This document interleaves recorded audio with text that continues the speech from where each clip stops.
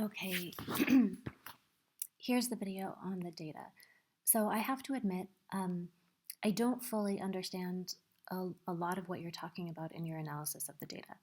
And I'm not sure if that's because you're not really understanding the structures of language and linguistics, or if it's just because you're not explaining it in a way that I can understand. So let's just go through it together. Um, okay, a good example is you're saying that there are 4 rhythms in one line. I'm not exactly sure what you mean by four different rhythms. That seems a lot like very complicated mathematical jazz to me. Um, what do you mean by 4 different rhythms? Are you defining rhythm in a different way than we usually define it? Usually there's a line has one rhythm, right? And so all of the sounds contribute and the stresses contribute to one particular rhythm for the line. Um, so I'll need to know what you mean by rhythms and there being 4 in one line. I see that you're making some judgments about it. You're calling it very melodic. Um, that's subjective. I'm not exactly sure what it means, and I don't know if it belongs in your analysis. It's much more of a conclusion kind of evaluation thing. But essentially, it will be meaningless to whoever's reading your paper because um, one person thinking that 4 rhythms at the same time is melodic is going to be different of what you think about it. So you're just going to have to do a lot more analysis and explaining, I think. Your comparison to the rhythms being similar to hip hop is interesting, but again, it just needs much more explaining. Can you tell us how that comparison comes up? How is it similar?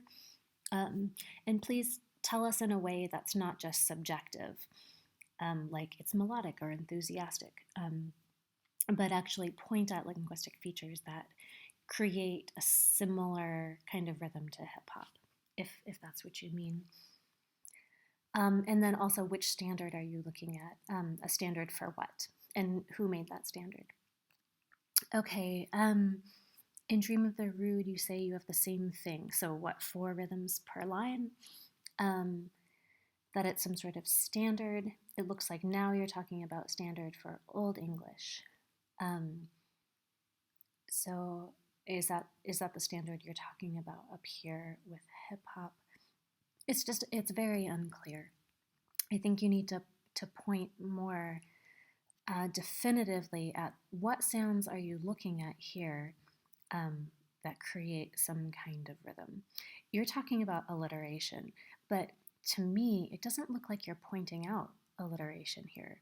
In fact, I'm not sure what's highlighted. It's not alliteration though. So you do have some assonants highlighted here, but I don't see a pattern in much else that's up here phonetically. So again, if you're going to highlight stuff, you have to tell your reader what you're highlighting, what it is, what kind of pattern it's creating, and leave out that kind of judgment and evaluation for later, for after you explain what's actually factually happening in the poems. I do see some assonants here. So you have E, the E sound, grief, meet.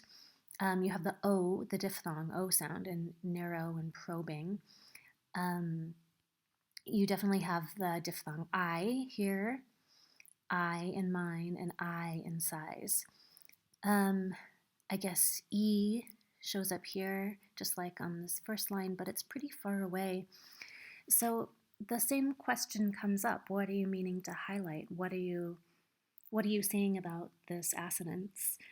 Can you say something about the linguistic features?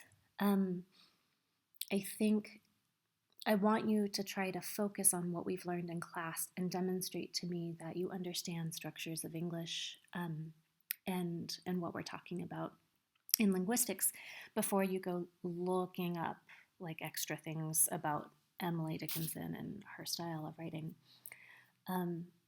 So try your best just to focus on applying what we've learned in class to the poems that we've been studying in class. Keep it simple, keep it straightforward, keep it focused on our classwork. Don't try to push any other types of knowledge into your head and explain them. because it's not on the syllabus. It doesn't meet the objectives for the class, so it won't do you any good, at least for the class. You might learn about hymn styles, and that's cool, but you also have to do the work for the class. Yeah, I mean, so anytime you find yourself making these sorts of judgments and evaluations, just take it out, right? Just focus on the data so that you're clearly explaining what is going on phonologically in the poems. The other thing that you start to bring up is, oh, here's standard again, but the stresses. So I'm wondering how you're talking about stress. We talked about stress in terms of syllable stress, and that was really important in Old English as well. But I don't really know what it means to find the stresses correctly. I think, yeah, I guess I don't know what you mean. So are you trying to find which syllables are stressed and which ones are not? Or are you trying to figure out where the stress in the line is, or what? So maybe just talk a little bit more about stress and relate it to structures and linguistics as much as you can. Okay, so for the syntax, you're going to have to provide a gloss. Otherwise, you can just put as many Old English words together, and if you don't provide the gloss, then your reader won't know what the syntax is. So, for instance, if your reader doesn't know that this is an adverbial, they'll have no idea if it's the subject or if it's the verb, or which one is which, right?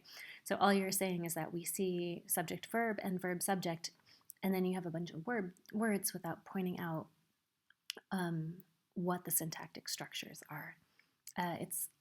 I don't know, it seems a little bit like cheating.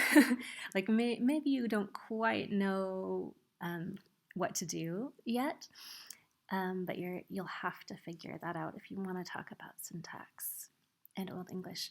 For instance, what's this long noun phrase that you're talking about? So the gloss, what you have here, you just put it right underneath so that I can see it's adverb, proper noun, noun, however, it has an ending on it, right? So you have to let me know if why these are two nouns that are back to back, why this noun has a morphological ending on it. Is it in the genitive position?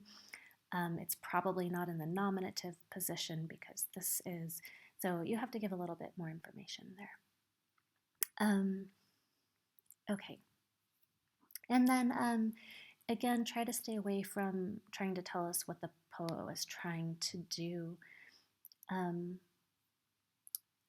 But you can do that later. So after you do all of the analysis, then later you can conclude what you think that analysis means. So just save it for that part.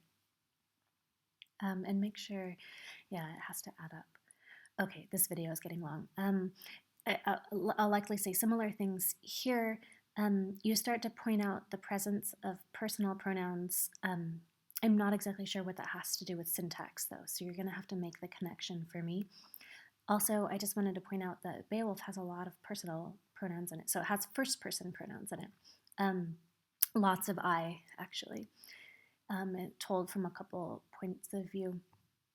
So just make sure that you've actually done the work in order to say what you're saying about the poems. Okay. And then finally, yeah, I think to say that the sentence starts with I, so it starts with a first person singular pronoun in the subject position.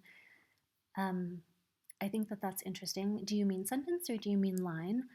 That's another question. So make sure that you know the difference between the two and that you understand where the sentence boundaries are. You'll have to kind of map that out since she doesn't write sentence boundaries for you. Okay, and then yeah, morphology. I don't know how you want to relate morphology to your theory, um, but maybe after you develop your theory a little bit more, it will become more clear. Just keep working on it and keep posting it here so I can give you some feedback. I want you to do well on your paper. I think you're going to have to do a lot of work. I don't think you're quite there yet. And I think you'll have to do some revisions. So, I mean, this is how it often goes for most people. You do revisions to get better and better and clearer. But as it stands now, it's not clear to me that you know what you're talking about. And I just want to be forthright with you and let you know that, because I don't want a bad grade later to be a surprise to you. Definitely need you to demonstrate that you understand the structures of English and that you understand the depth to which you need to be thinking for these theoretical questions. Okay, so write to me or post here or whatever you need to do to ask questions to clarify, and then just post more of your paper here in the forum. Okay, good luck. Thank you.